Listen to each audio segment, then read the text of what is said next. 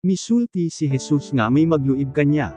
Juan Kapitulo 13 versikulo 21 hanggang 30. Human kadto masulti ni Jesus, naguulgayod siya. Mingon siya, sa pagkatinuod, sultihan ko kamo nga o sa kaninyo ang magluib kanako.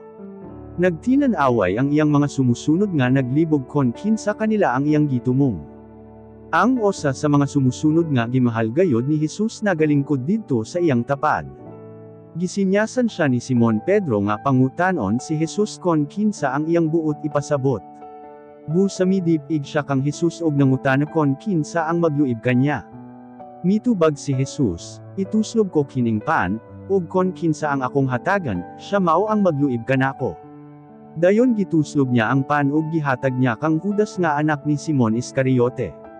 Pagkadawat ni Judas ni adtong pan, misulod si Satanas diha kanya.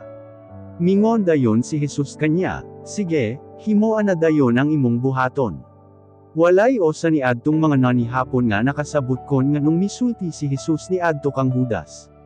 Naghuna-huna ang oban nga mga sumusunod nga gisugulang siya ni Jesus nga magpalit sa ilang nga kinahanglanon alang sa pista, o maghatag og limos sa mga kabos, kay si Judas mao ang nagkupot sa ilang kwarta.